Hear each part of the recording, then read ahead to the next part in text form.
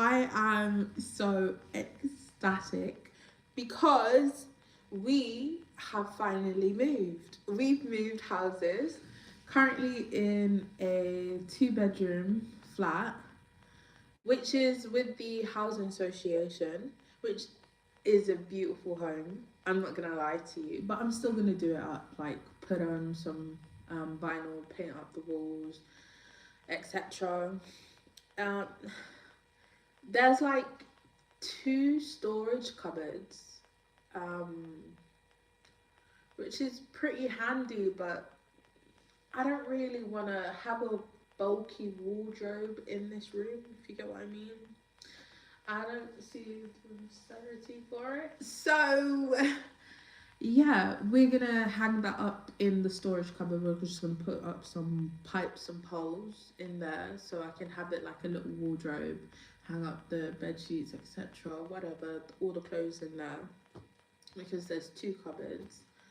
It doesn't make sense for me to put it in my room. Oh, guys, do you know why I went live today? I wanted to discuss this with you. Um, so listen, yeah, for people who live in a council home, for people who have lived in a council flat, yeah, um, why did no one tell me I smelt really bad? No. Seriously, why has no one ever told me, hey, you stink really bad? Like, why did no one tell me this? And I would have appreciated, I may have taken an offense to it, but I would have appreciated if somebody had said this to me. Reason being is because I have moved into this new property. It's a new building. There's not a lot of odours here. And I've brought my bed and my drawers. Obviously, I've brought all my clothes, but my clothes are in boxes still. Um, but that's the only large items I have brought um, for my room. Yeah. Now, my room was attached to the bathroom where the mold, the damp, the leak, where it smelled really bad. Yeah. I kid you not. My bed is a fabric bed that I had for about a year and a half, and I kid you not, it smells like wet, damp mold. And I never realized this when I was living in a mold infested house. I never realized that my bed smelled because I used to smell my bed to see if it smelled, and it didn't really smell that bad. Like, it didn't smell that bad at all. But after moving here, I can really smell the wet, damp, and mold. Like, we moved in about 4 days ago, and for 2 days I had my bed up, and I was like, oh my gosh, like, why does it smell so bad in here? Why does it smell like that? Like, it really smells really bad. Why is it smelling so? And I realized it's my bed. I have a fabric bed, like I said, and I kid you not, I'm in shock because I've only had it for a year and a half. I know mold spores grow on nearly everything, and I know that, but I just thought, it's not that old of a bed. Of course, it may not smell like that. But the drawers and the bed smell horrendous, so I'm gonna have to cut them up and throw them away. Apparently, I can call the council, and the council will take it for £22.90, or something like that. You can have up to 4 items, and they'll just take. Did you hear that? Okay, well, he's not crying, so.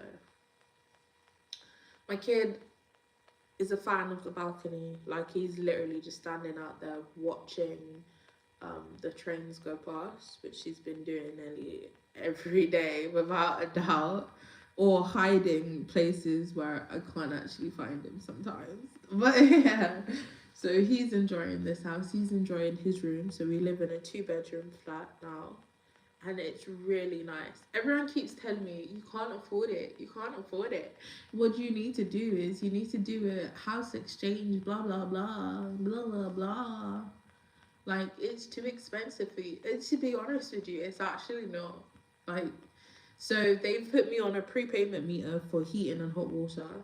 I have to pay a service charge of like £100 and 55p for communal heating. Um, okay, communal heating.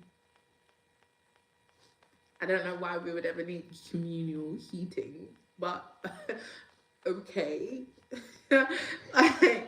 And the prepayment meter is something I have to top up, so I can top up the 100.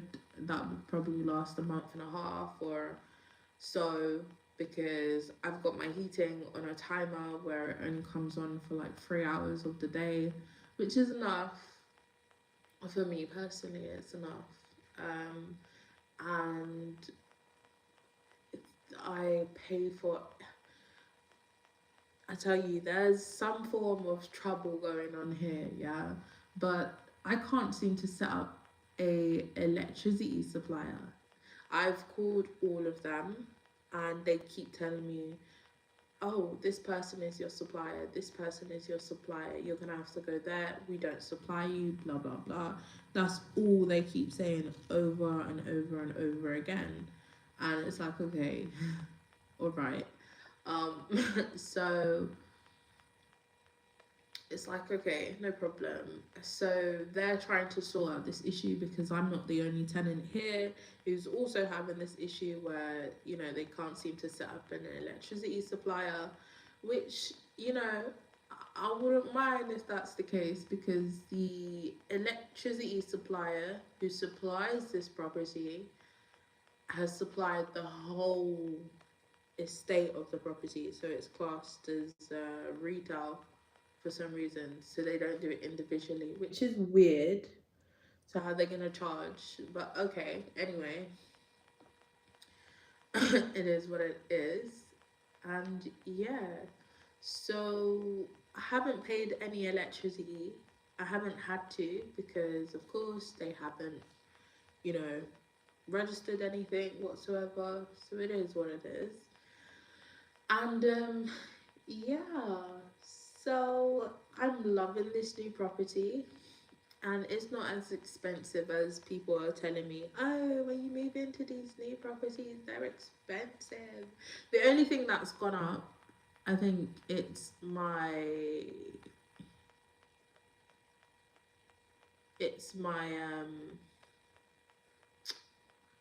my council tax, because I've been moved. Actually, well, I don't think it's gone up. I think it's gone down. He was telling me he was telling me it's like £198 for this month and next month, and I was like, really? He was like February and March. I don't know if he said it was until the 1st of March or the 31st of March, but he was like, oh, it's because obviously you have to change your council tax. My council tax before was like £189 a month, which is extortion. I'm not gonna lie, that's extortion. But here, it's strangely, it's a higher band, but I'm paying a lot less, which is like, okay, all right, is it? So they are charging. I don't know. He didn't even say. He says he can't tell me until the new tax year starts. Blah blah blah, which is ridiculous. I know you could just tell me. There's no way it's gonna go up in a few days anyway.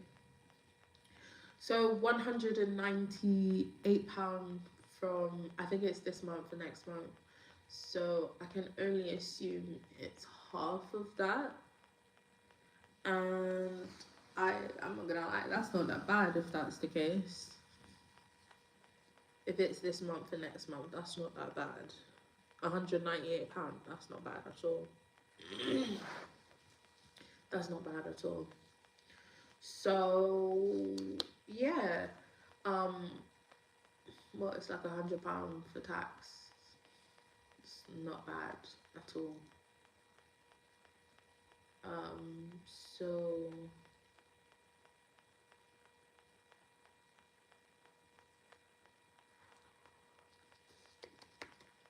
I've already calculated everything. It's fine when it comes to money. I still work part time. I've changed my hours. So, changing my hours. I've changed my hours, and I kid you not, I'd still get the same amount of money if I do change my hours. So, if I changed my hours and I was to claim universal credit, and I dropped 15 hours every week. So if I was doing 40 hours, I only earn £10.46 an hour. And if I to drop my hours, then I think it would be about £260, which let's just say works out to 1,000 something minus NI tax, etc. And then if I was to claim any form of benefit after that, that would just mean that I would get my rent paid for instead of me having to pay my rent. And then it would also mean that I would still end up getting about £280 from Universal Credit, which I'm not gonna lie, to you or deny it to you. That seems a lot better. If I'm gonna no, if I'm going to get the exact same amount of money from working, okay, so like £159 difference, but £159 difference from losing 15 hours a week, it says a lot. That says a lot. I don't care what anyone has to tell me. Working 40 hours a week and cutting down 15 hours per week, so that's like 159, etc., 150 something.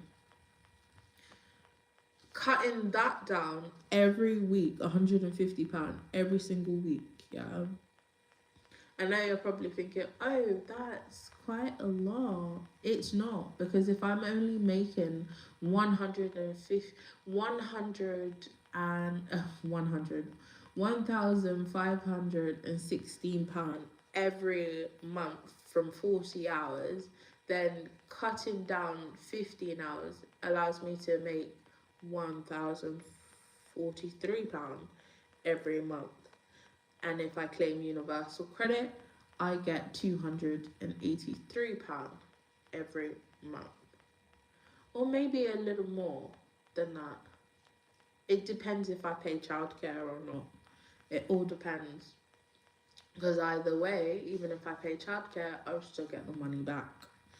Now, I kid you not, yeah, I do not mind having £1,400 every month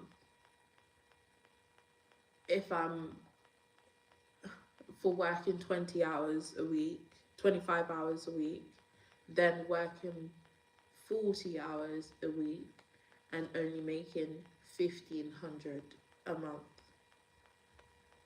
I'm not gonna lie, that additional 15 hours gives me more time to make content, gives me more time to learn to trade, gives me more time to do anything that I actually need to do. So I kid you not, it's a must. Now, some of you are probably thinking, why would you do that? Go do some hard labor. Firstly, hearing people complain every second is kind of annoying, don't you think? Like every 2 seconds, and I'm only getting £1,500 from it. No, I don't think so. No, I don't think so. So I cut down my hours, and I'm happy about cutting down my hours because that allows me to spend more time with my child instead of just paying for childcare, him being in school from 7:30 to 6 o'clock. That's ridiculous. That is ridiculous. But it was something I was willing to do for a year. I've done it for a year and I'm not doing it for another year. I have I don't even have a savings from doing it from 1 year. I I'm not doing it another year. I don't have savings from doing it. And I know you're probably thinking, if you don't have savings from doing it for 1 year, why would you cut down your hours? Because me cutting down my hours will allow me to focus. I'm not gonna lie to you guys. Um, it may be the best thing I could have ever done, because I would be, obviously, as you know, I work from home, and because I work from home, I also get to trade at the exact same time that I'm working from home. Now, if you know how to trade, you know full well that you need to focus and you need to pay attention to your entries when you can, when you can't place your trade. Now, if I'm hearing somebody screaming, shouting, complaining down the phone, um, I'm gonna lose a piece of concentration. Like, I know I'm not the only one, and I know you probably lose concentration as well. So that is not something I'm keen on doing whilst trying to learn how to trade. Now, I've cut down my hours, and I kid you not, I have passed several FTMO challenges since doing that. And it's only been, what, a month? I'm not going to lie to you, it was the best decision I could have made in my life to do so, because it allows me to sit down and really learn how to trade properly. Like, be consistent at trading, and it's going really well. Like, I have certificates upon certificates upon certificates. It's going really well. I am really proud of myself, what I've done. Over the last year, I have learned how to trade, and I kid you not, I have seen a growth, a major growth factor here, and it is a round of applause. I have worked for EE for a year, and I have seen no growth. I have seen no major development. I haven't seen any of that, but I've been trading full stop for like, all right, for like 3 years, yeah. But one last year, I put my all into it. Like, it was just the same schedule over and over and over again, and that repetition has really helped me for today. I will never deny this. Um, what is my kid doing? I can hear him doing something, and I don't know what it is. But I kid you not, I'm gonna give it my all. Now that I've cut down certain hours, the only thing I want to do is read, obviously, learn, grow, and, you know, constantly practice, have repetition for the exact same entries over and over, same analysis over and over. Now that I'm in a healthier environment, like, it's gonna help me so much. Like, I used to be in a negative environment and doing it, and I saw growth. A healthier environment, I think I would be able to be stable, and then eventually I can quit working for EE. Because it's not like they're not trying to fire me. They're not. They're trying to fire me because I don't want to ask people about their personal life. I'm not employed to ask you where you work. I'm not employed to try and sell you anything either. I'm not employed to do that. I'm employed to give you good customer service and explain your bill, or if you're in accounts and collection, etc. Me asking you, um, me asking you about your personal circumstances is only asked if your accounts and collections. Then I know what I can do, but it's not your personal social status, or what are you doing, what are you having for dinner, etc. That's ridiculous. Like, I've had a conduct meeting in regards to it because because I won't ask customers those questions because that sounds ridiculous. Why would I ask you where you work? Why am I prying into your life? I'm not selling you anything. There's no reason I should pry. And you could call me I'm in the wrong, but I've done business 1, 2, and 3, and customer service skills. Never once will any of those teachers ever tell me, oh, you need to ask them their personal lives. I literally remember being tutored by one of the coaches, and I asked him, and he goes, give me an example of good customer service. And I asked them about their lives and etc. And he was like, no, that's not good customer service. And I was like, and then I kind of thought about it some more. He explained why it's not. And it's kind of right. You shouldn't treat your customer like a narcissist. So, yeah, that's a no-go for me. And if I constantly have to explain customers their bill, like a customer will rate me a -10 because I won't give them a discount on their bills, or I won't -£5 on their bills, or £10 on their bills. And it's like, why would I do that? You're not in financial difficulty. You're not telling me that. You're just calling me because you want the discount. That's ridiculous. Ooh.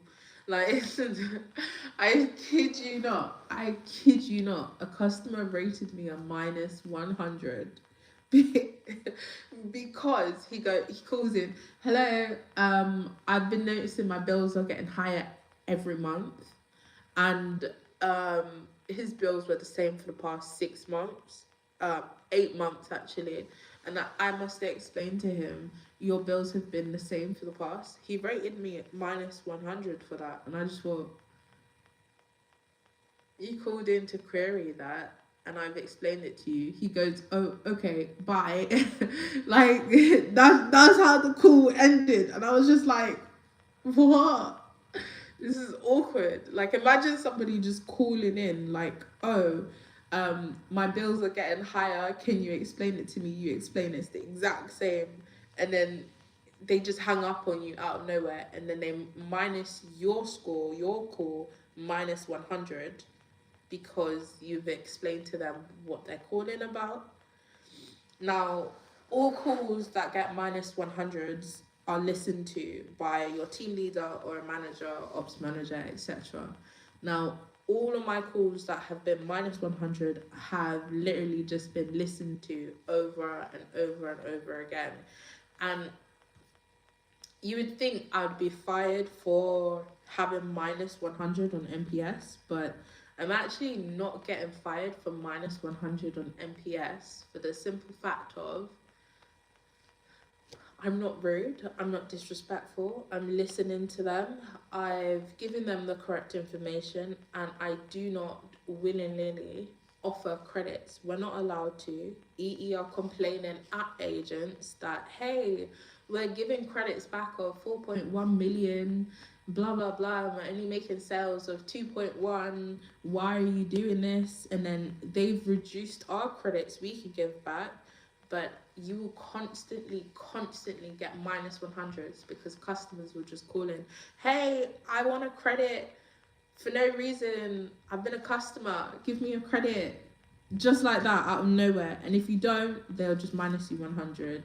Like, I've had customers scream and shout and expect me to change something. Like, you know, there's something called third-party charges with EE.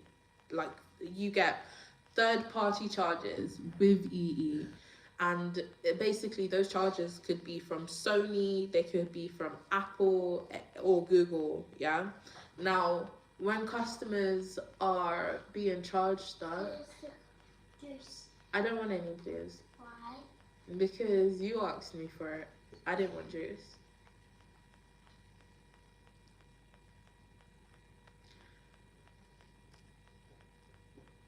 I can't even see your face whilst you're drinking it. The cup is massive. Yes. Are you eating off the cereal in there? The cereal. Are you eating it off?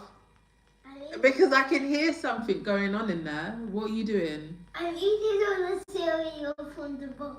Okay, go get the cereal box. Why didn't you eat it from the bowl? There's already cereal in the bowl. Because I don't like cold cereal. Daya, With milk. you're eating cold cereal from the box. No, I need dry milk. You mean you're eating dry cereal, so you didn't want the milk? But you asked me for milk and cereal. I didn't want you for that. Yes, you did. This morning, you said, where's the cereal and the milk in the bowl?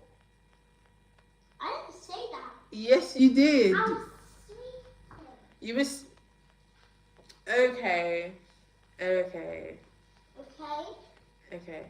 Go get the cereal, please. The cereal box. Yeah, I want to know how much you've eaten. My gosh. And what was I talking about? Third-party charges with EE. Those charges don't even come from EE, but you will still get minus 100 because the customer's unhappy that they made charges to Apple or Google or Sony PlayStation, but you'd get the minus 100. Thank you. Alright, go put it in the cupboard now, please. And no more. Okay. No more. Okay. You don't eat cereal from the box, you eat it from the bowl. And if you didn't want the milk, you should have told me that.